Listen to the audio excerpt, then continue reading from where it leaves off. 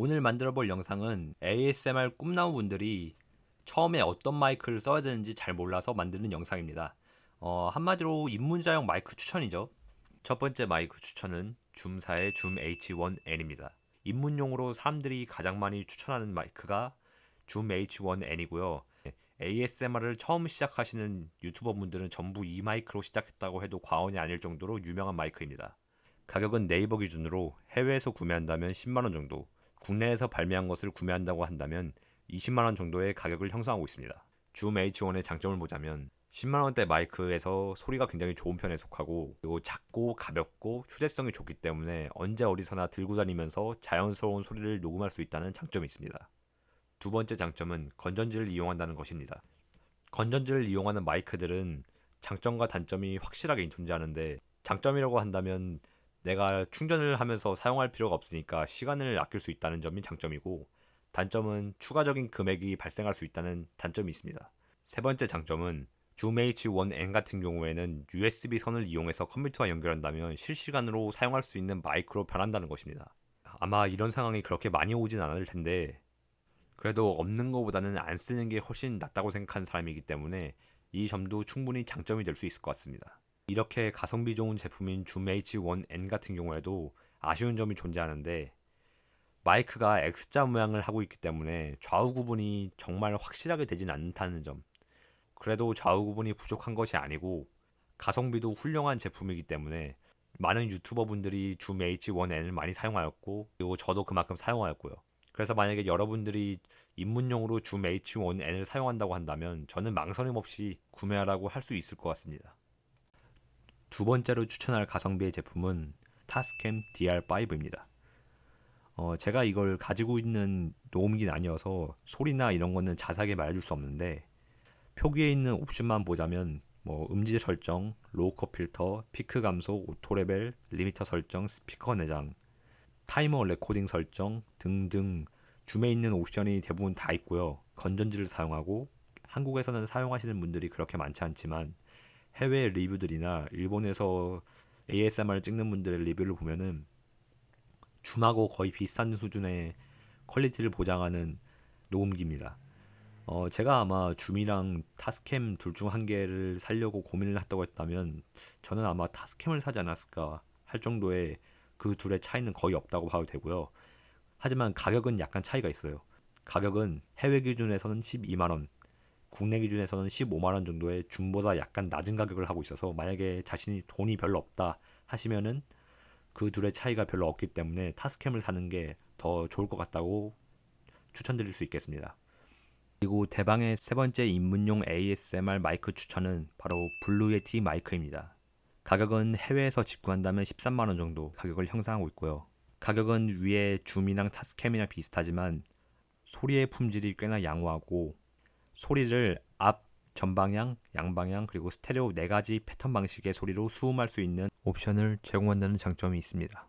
만약에 ASMR이 아니고 다른 방식의 마이크로 사용한다고 했을 때 방송용 마이크로 사용해도 전혀 상관이 없을 정도로 그 두 개의 장점을 모두 가지고 있는 마이크고요.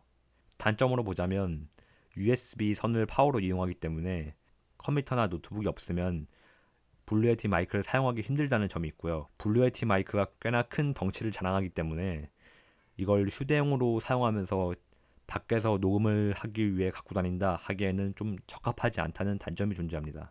소리는 제가 블루에티 마이크를 사용해 보진 않아서 정확히 알 순 없지만 해외에서는 블루에티 마이크를 사용하시는 분이 많아서 그분들의 ASMR을 많이 들어보시면 약간의 저음을 좀 적게 먹고 고음을 잘 수음하는 그런 종류의 소리를 내는 마이크로 알고 있습니다.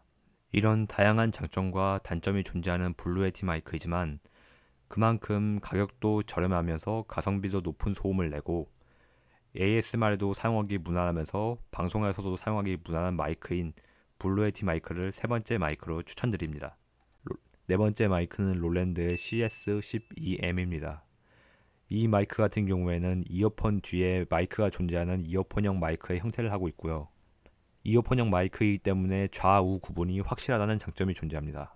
두 번째 장점으로는 귀에 끼고 사용하는 형태를 많이 만들기 때문에 사람이 듣는 위치와 방향의 소리가 가장 자연스럽다는 장점이 존재합니다. 이 마이크의 경우는 단점이 좀 많이 존재하는 마이크인데요. 해외로 구매해야 한다는 점이 단점이고, 이 마이크의 경우 사용을 하려면 줌 같은 레코더나 아니면 컴퓨터에 연결해서 녹음을 해야 한다는 단점이 존재합니다. 만약에 컴퓨터에 연결해서 사용하는 형식으로 이 마이크를 사용한다면 컴퓨터에서 발생할 수 있는 고주파음 같은 게 마이크에 같이 들어가서 녹음될 수 있는 문제가 생기기 때문에 이 마이크는 그렇게 크게 추천하지 않습니다. 다섯 번째 마이크는 누구나 가지고 있으면서 언제나 자연스러운 ASMR을 찍을 수 있는 핸드폰 마이크입니다. 장점을 보자면 추가 비용이 하나도 들지 않는다는 점과 언제나 내 손 안에 있기 때문에 언제나 ASMR을 찍을 수 있다는 점, 최신 핸드폰의 한정이지만 의외로 ASMR 찍는데 전혀 무리가 없는 성능을 장점으로 꼽을 수 있겠습니다. 단점으로 뽑자면 ASMR을 목적으로 만들어진 마이크가 아니기 때문에 주면 녹음, 그리고 먹방 녹음 이런 것들은 모두 가능하지만 마이크 터치 ASMR 같은 종류의 ASMR들은 찍는 것이 불가능하다고 할 수 있을 정도로 성능이 약간 떨어진다고 할 수 있습니다. 두 번째 단점은 자신의 핸드폰 기종이 옛날 기종이면 녹음 성능이 ASMR용으로 나온 마이크보다 좋은 성능의 녹음을 발휘할 수 없다는 단점이 존재합니다. 역시 핸드폰 녹음기는 ASMR 목적으로 나온 기계가 아니기 때문에 그렇게 퀄리티 있는 ASMR을 만들 수 없다는 단점도 존재합니다. 만약에 자신이 고퀄리티 ASMR을 찍기 위해서라면 핸드폰이 아닌 줌이나 아니면 그 위에 상위 제품을 구매하시는 걸 추천드리겠습니다. 하지만 입문용으로도 그렇게 떨어지는 성능이 아니기 때문에 저는 마지막으로 다섯 번째 핸드폰 마이크를 ASMR 입문용 마이크로 추천드리겠습니다. 자, 이제 ASMR 입문용 마이크의 설명은 모두 끝났고 제가 가지고 있는 줌 H1과 롤랜드 마이크 그리고 핸드폰 마이크 세 가지의 소리 비교를 한번 들려드리겠습니다.